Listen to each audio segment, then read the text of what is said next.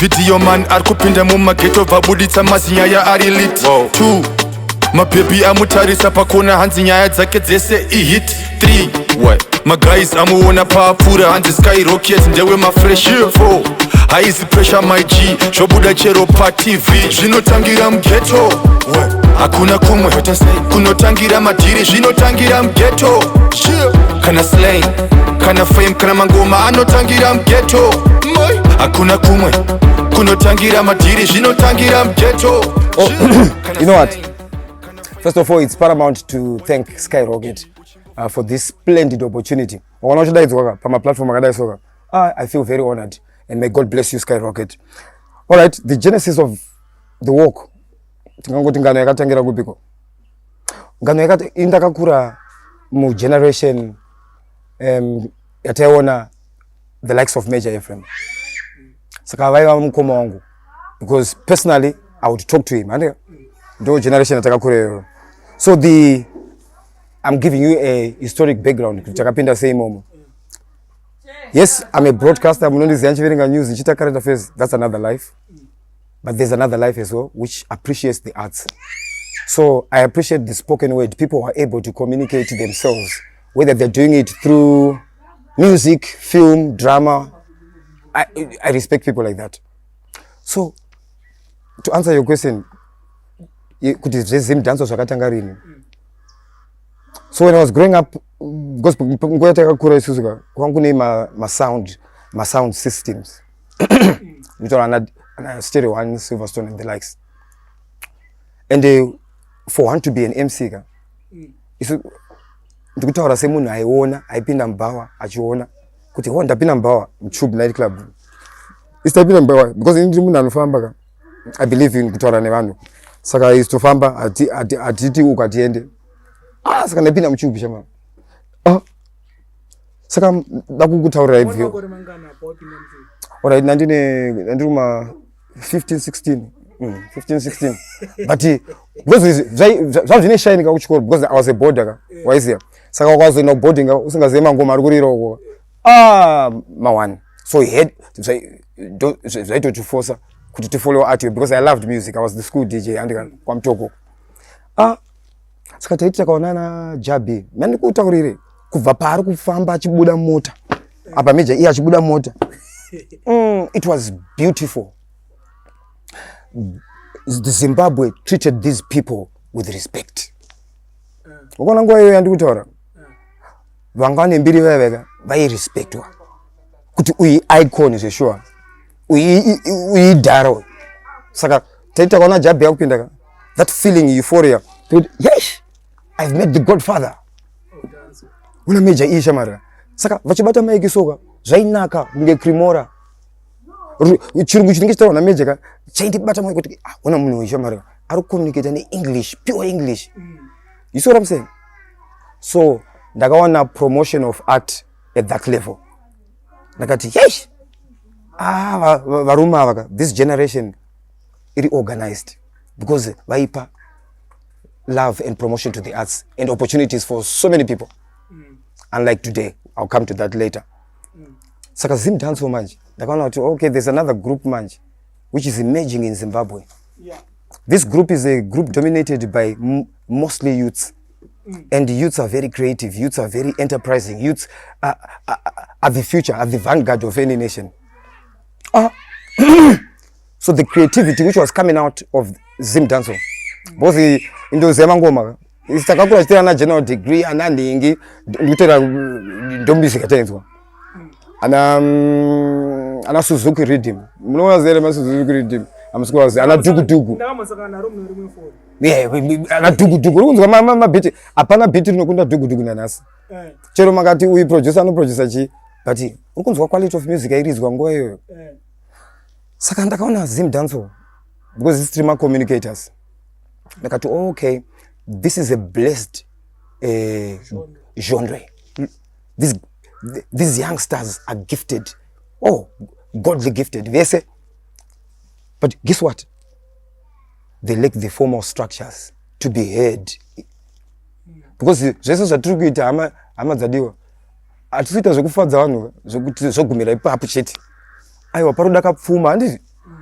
Saka ndakaona kuti okay ini ndakapfura nepatakapfura napo muupenyu ndakati aiwa dzimwe dzenguva pamwe haupewa vanhu mari upewa vanhu mota unongopa pfungwa kuti ko takada kuti tipinde muzhonre ikai tongobatsira kugadzira kastructure so zvekuti kangoita organized kamovement kacho nechido kwete kuti toda pfuma kuti rega ndingopawo manotes kuti aiwa tsamba inonyorwa so kana uchinyora tsamba unodai so kana kupfeka uchinoona potential business people pfeka soka uri artist but ukakusudiwa chi unziza tungopanana manotes manager angosarudzwa nekuti munomese mafreezed kana kuti munoramese forge kana kuti aiwa manager it's a big word.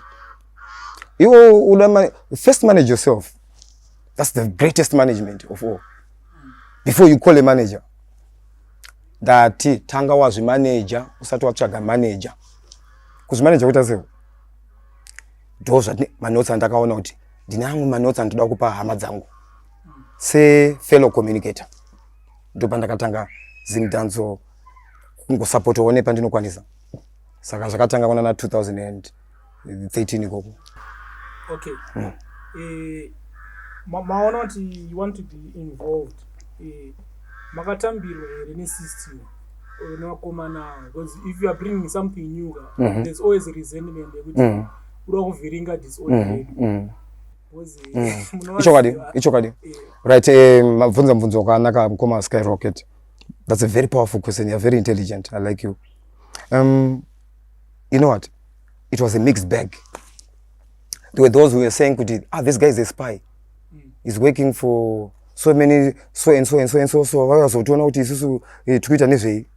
That was another group. Then there was this group saying, wow, this is positive vibe.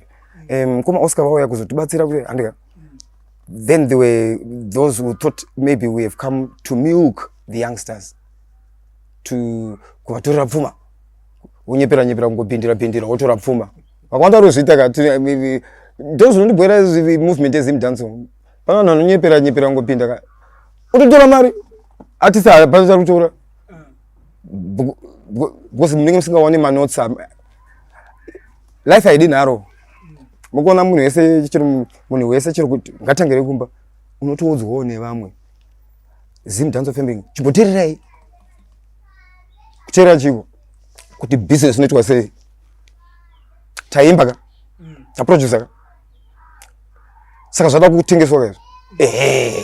Ndosaka chinzi showbiz. Biz uyo business. Mapanzwa business. Saka business ka unoda wanozechi? Business. Yo say business ka. Anonoze kuimba.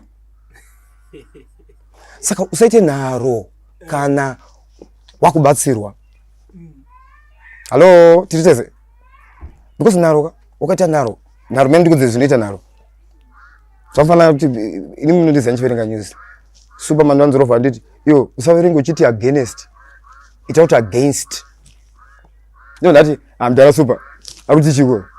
Nayo President Emerson Mnangagwa says we are not against. It's against. Aenda kasaterera. Did correct you know to do against. So what am I saying to you? You need to listen to your elders in the industry. Pane vafamba. Okay. Mukona Zimdancehall. Mangoma natongira ipapo. Tauti tibatsirane ngani. Hello. Movement yakatanga kare. Dancehall. Especially muno muZimbabwe. Kune vanhu vakawanda. Okay, ndio. Ana jabunwa zere. Muona generation andutore. Imwe generation iyo. Yaro musambo iwo watufamba nawo. Because game ripoka haizi nyaya yezita kuti musambo unonzi ma instruments anoshandiswa. That is what define the music. Saka kana uchiziya kuti mangoma ano comprise achi. Uchaziya kuti zvandataura izvi guys. Idama kai. Saka because tese tukungomva kumbaka tine chipo very good. Chipo chokuimba unogona. Urwa mangoma. Uenda ku studio, arikubuda, arikurira. Badika chibatsirwa. Kuchiziva kuti pfuma yacho kuti ndinyasoitora. Ndoitora so. Because aitorwa nemashow cheteka. ufunga tinotora pfuma nemashow chete aiwa ndosaka chiterera hii anditi alright apa I just want you to clarify this. I know that vazhinji vanga vari against, but can you really say that you succeeded in your mission kuti vakunzwisise imi mukoma onse? You know what, it's not a bore, but it's a to give up because those need to kushandira. If you're genuine, you need to be patient. Hello, kana uchidzidzisa vanhu, kana uchipawo vamwe mashoko, kana kubatsiro, be patient, be loving. Where I would want to see it, okay, dambo kuudza hama dzadiwa. Isitofuna kunge titoburitsa kana ka because tiri family titoburitsa kuti uyaenda ku Spain uyu. But azikwanisike because tese tikwanza chimbimi ndoga. Munofunga kuti kurira kana chigaro kambuzi movha kuti ndalira mukambuzi movha kuti ayo ndapengeni. Guys, journey. Inokutaura journey yangu ina. Anaita because ukapinda mu industry kutsvaka mbiri azvibude. Uchatonge bubble gum. If you're an artist, if it's coming from the heart, if it's your God-given talent, it shall repeat.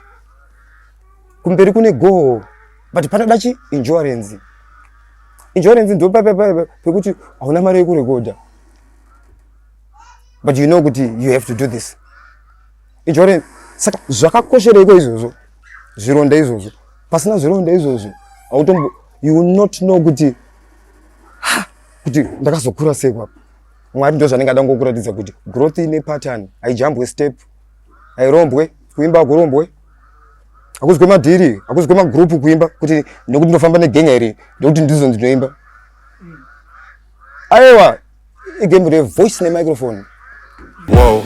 Zimdancehall stories Jio ikuratidza ma true stories But wakadhisa chikwata muvengi wangu You go die broke Zvinotangira mughetto Hakuna kumwe kunotangira madhiri Zvinotangira mughetto Kana slang, kana fame, kana mangoma Anotangira mughetto Hakuna kumwe kunotangira madhiri Zvinotangira mughetto Kana slang, kana fame, kana mangoma One Video man arikupinda mumageto vabuditsa mazinyaya ari lit 2 mabhebi amutarisa pakona hanzi nyaya dzake dzese ihit 3 maguys amuona paapfuura hanzi skyrocket ndewe mafresh 4 haizi pressure my G zvobuda chero